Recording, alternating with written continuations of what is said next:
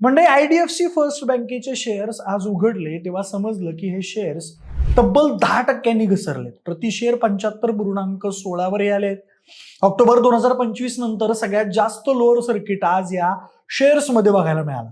आता मागचं कारण नेमकं काय, तर IDFC फर्स्ट बँकेच्या शाखेत तब्बल 590 कोटी रुपयांचा भला मोठा घोटाळा झाला असल्याचं समोर आलंय. आणि सगळ्यात धक्कादायक गोष्ट म्हणजे काय, तर हा संपूर्ण आर्थिक घोटाळा थेट हरियाणा सरकारच्या खात्यांशी जोडलेला आहे.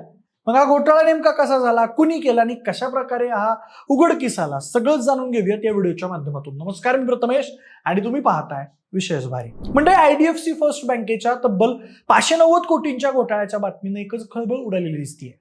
तर त्याचं झालं काय की 18 फेब्रुवारी 2026 पासून हरियाणा सरकारच्या काही विभागांनी त्यांच्या खात्यांबद्दल संपर्क करायला सुरुवात केली. यामध्ये बँकेच्या खात्यांमधली ठेव आणि सरकारमध्ये नोंदवलेल्या रकमेमध्ये बरीच तफावत आढळून आली. सगळ्यात धक्कादायक गोष्ट म्हणजे आकड्यांमध्ये आढळलेली ही तफावत हरियाणा सरकारच्या खात्यांशी जोडलेली होती. त्याच्यामुळे याची खोलवर चौकशी झाली. चौकशीनंतर तब्बल 590 कोटी रुपयांचा हा मोठा घोटाळा उघडकीस आला. हा घोटाळा कुठल्या तपास यंत्रणेने उघड केला नाही, तर एका सामान्य प्रक्रियेदरम्यान उघड झाला. बँकेनं अधिकृतपणे कबूल केलं की या शाखेमध्ये 590 कोटी रुपयांचा मोठा घोटाळा झालाय. हा घोटाळा उघडकीस आल्यानंतर बँकिंग क्षेत्रात खळबळ उडाली आहे. आता या घोटाळ्यामध्ये कोणाकोणाचा हात होता आणि हे सगळं कुणी आणि का केलं, तर प्राथमिक तपासानुसार काही बँक कर्मचाऱ्यांनी त्यांच्या पदांचा गैरवापर करून मोठ्या प्रमाणात अनधिकृत व्यवहार केले आहेत असं समोर आलंय.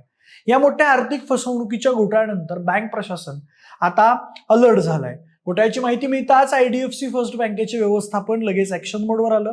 या गंभीर प्रकरणाची प्राथमिक चौकशी म्हणून चंदीगड शाखेतल्या 4 संशयित अधिकाऱ्यांना निलंबित देखील करण्यात आलाय. चौकशी पूर्ण होईपर्यंत निलंबन कायम राहील असं बँकेनं जाहीर केलं आहे. व्यवस्थापनानं देखील हे स्पष्ट केलंय की या फसवणुकीत सहभागी असलेल्या कोणत्याही बँकेच्या कर्मचाऱ्यांना किंवा बाहेरच्या व्यक्तीला सोडणार नाही.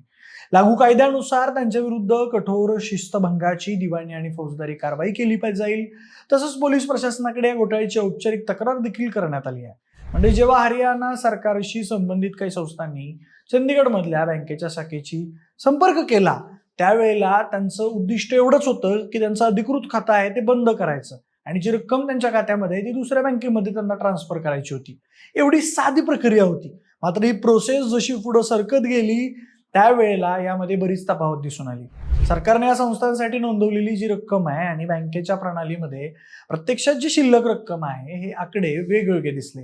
मग सरकारने पाठवलेले पैसे नेमके कोणाच्या खात्यात गेले हे तपासातून समोर येईलच, पण हे पैसे ज्या ठिकाणी ज्या अकाउंटमध्ये पाठवलेत तिथल्या बँकांना देखील अलर्ट पाठवण्यात आलाय.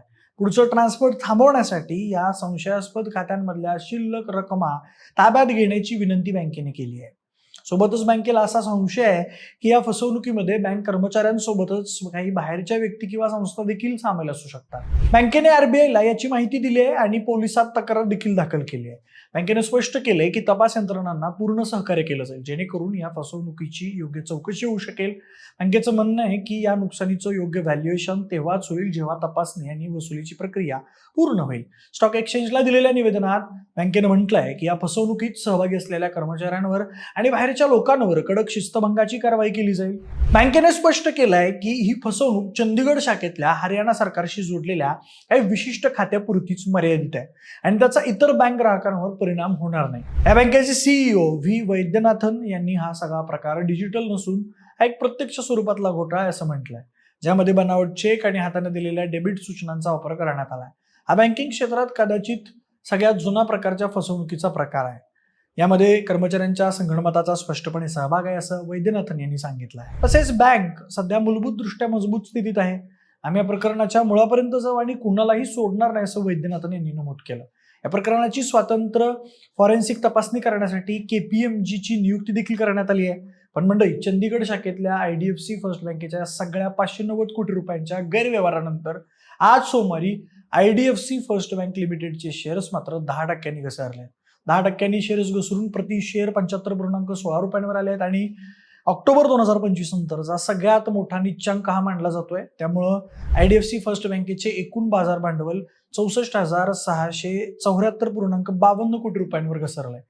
पण अधिकाऱ्यांनी हे स्पष्ट केले की हरियाणा सरकारच्या एकूण ठेवी या बँकेच्या एकूण ठेवींपैकी फक्त 0.5% इतके आहेत. त्यामुळे ही जोखीम फार मोठी दिसत नाहीये. पण आता या घोटाळ्यामध्ये बँक कर्मचाऱ्यांव्यतिरिक्त कुणाची नावं समोर येत आहेत हे तपासातून समोर येईलच. बाकी या प्रकाराबद्दल तुमचं काय मत आहे हे मला कमेंट बॉक्समध्ये नक्की सांगा आणि सोबतच आपल्या विशेष वारीच्या YouTube चॅनलला सबस्क्राईब करायला अजिबात विसरू नका. धन्यवाद.